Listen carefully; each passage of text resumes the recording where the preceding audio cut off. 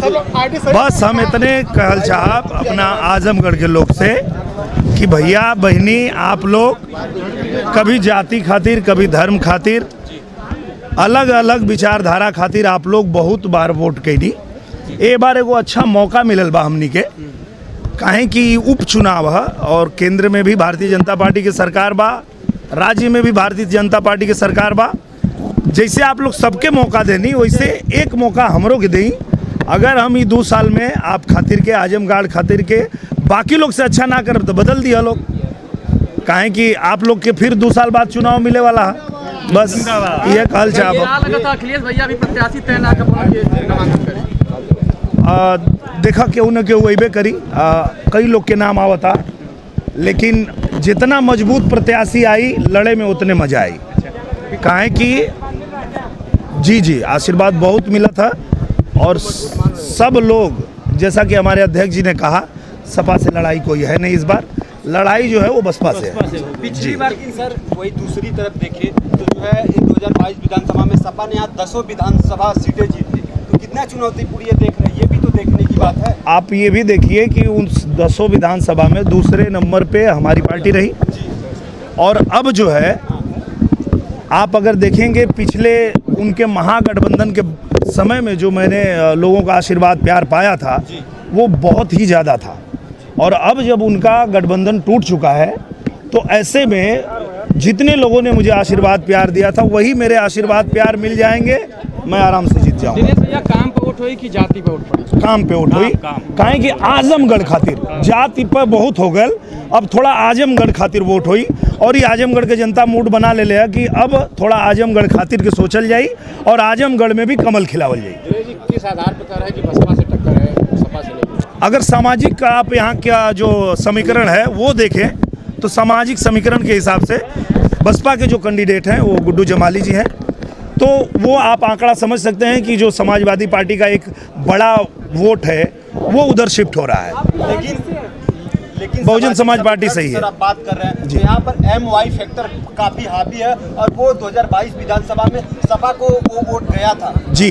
किस आधार पर आप बोल रहे हैं? इस बार जो है उसका इस बार बहुत एक बड़ी बात हुई है कि सभी जो यादव और मुसलमान भी नरेंद्र मोदी जी और हमारे मुख्यमंत्री योगी आदित्यनाथ जी की नीतियों की वजह से काफ़ी लोग जुड़ रहे हैं भारतीय जनता पार्टी से, तो उसका लाभ नहीं मुकाबला है। तो देखिए हो सकता है दूसरे नंबर के लिए उन लोगों का मुकाबला चल रहा हो। समाजवादी पार्टी से मुकाबला वास्तव में इस जिले में न किसी का था और न किसी का है और न किसी का हो पाएगा।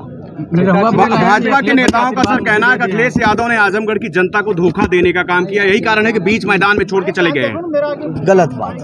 पूरे उत्तर प्रदेश के गरीबों, किसानों, नौजवानों, बुनकरों के, बेरोजगारों की उत्तर प्रदेश की विधानसभा के अंदर एक मजबूत आवाज के तौर पे, विपक्ष के नेता के तौर पर जब वो विधानसभा में चुन के गए और आजमगढ़ के लोगों की भी चाहे थे, आजमगढ़ के लोगों ने भी इस बात की इच्छा जाहिर की थी कि भारतीय जनता पार्टी की इस सरकार का विधानसभा में मुंहतोड़ जवाब देने के लिए, कड़ा मुकाबला करने के लिए विधानसभा में रहिए।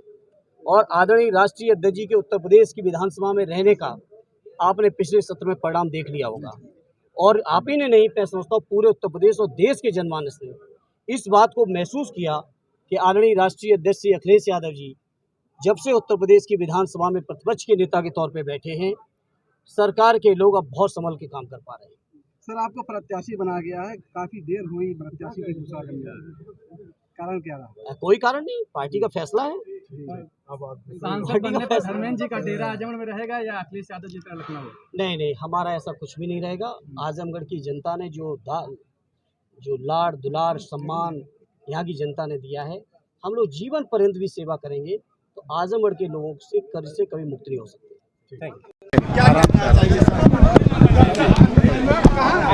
थोड़ा माइक दूर रखो, लग जाएगा, थोड़ा दूर।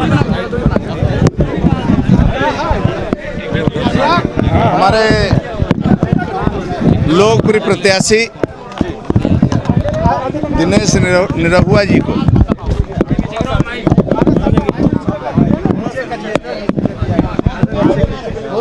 पिछली बार भी जनता जनार्दन का जबरदस्त आशीर्वाद मिला था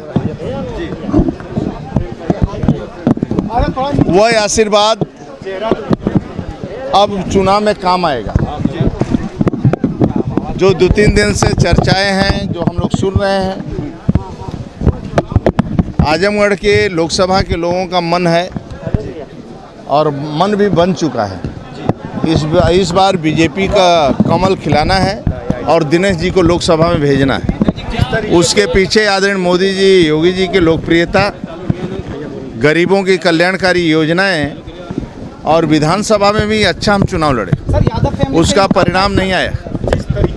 इस बार जो हमें दिखाई देता है, अब उनके प्रत्याशी आ जाएं, लोकल का कार्यकर्ता आता है कि बड़ा नेता आता है, कौन आता है, एक बार आ जाए, या परिवार के आते हैं, कौन आता है, एक बार क्लियर हो जाए, तो वह सब वंशवाद की पार्टियां। इसलिए आजमगढ़ के लोग, आजमगढ़ का इस बार जो हमें चुनाव दिखाई दे रहा है, वो यहाँ पर बसपा से फाइट होगा। बसपा से सीधे फाइट बीजेपी की होगी, जो मुझे दिखाई दे रहा है सामाजिक समीकरण के हिसाब से। 2022 विधानसभा चुनाव में किसी के घर में कोई इलेक्ट्रॉनिक सामान तो नहीं है, तो हमारी लड़ाई ऐसे लोगों से, और ये मेरी खुशनसीबी है, मेरा सौभाग्य है कि आजमगढ़ के लोगों ने ऐसी ताकतों को कभी पनपने नहीं दिया। परिवारवाद का और आजमगढ़ के लोगों ने पनपने नहीं दिया है। अभी तक का इतिहास है और हमें यकीन है कि हमारा ये इतिहास लगातार आजमगढ़ में बरकरार रहेगा। सर, भाजपा आरोप लगा रहे कि परिवारवाद का खात्मा होगा। भाजपा तो बहुत सूझ बात कहती है, भाजपा के कहने पे न जाए, पहले वो अपने परिवारवाद को देखें। कहा जाता है कि आजमगढ़ स्वर्गीय जनेश्वर मिश्रा जी ने कहा था, ये संघर्ष का परिवारवाद है, ये कोई सत्ता का परिवारवाद लेके हम लोग नहीं आए, हम जनता के बीच में संघर्ष के लिए आए हैं। सर, विधानसभा और यही नहीं, पहले भी संघर्ष किया है और जनता का आशीर्वाद प्राप्त हुआ है। आज आजमगढ़ की जनता ने ये मौका दिया है, तो मुझे यकीन है कि आजमगढ़ की जनता का भी बहुत व्यापक आशीर्वाद मिलेगा। सर, विधानसभा इलेक्शन में 10 की 10 सीटें आप जीती थी, ये लोकसभा उपचुनाव हो रहा है, क्या रहेगा चैलेंज आपका? मुझे पूरा यकीन है कि आजमगढ़ के लोगों ने, जैसा मैंने कहा, कि हमेशा समाजवादी ताकतों को मौका दिया है। इस उपचुनाव में भी ऐतिहासिक तौर पर समाजवादी पार्टी को लोग ताकत देंगे, और ये लोग जो झूठ की बुनियाद पर राजनीति कर रहे हैं, मैंने कहा ना कि बेरोजगारी के नाम पे उठाइए, महंगाई के नाम पे देखिए, गरीबों की आमदनी दूनी करने के नाम पे देखिए, राशन के नाम पे कैसा सौतेला व्यवहार हुआ, महंगाई कब बढ़ाई जाती है, कब घटाई जाती है, जनता बेहतर तरीके से जानती है। और आजमगढ़ के बारे में तो मैं जब इलाहाबाद विश्वविद्यालय में पढ़ता था, यहाँ के हजारों नौजवान जो हमारे साथ पढ़ते थे, उनका मानना था और कहना था कि आजमगढ़ के लोगों ने हमेशा देश की राजनीतिक दिशा को बदला है। और इस चुनाव में भी मैं समझता हूँ फिरका परस्त ताकतों को खाड़ फेंकने का काम आजमगढ़ के लोग। सर, आपको मुकाबला बीजेपी वर्सेस बीएसपी का, सपा से नहीं मुकाबला है कुछ। देखिए, हो सकता है दूसरे नंबर के लिए उन लोगों का मुकाबला चल रहा हो। समाजवादी पार्टी से मुकाबला वास्तव में इस जिले में न किसी का था और न किसी का है और न किसी का हो पाएगा। भाजपा के नेताओं का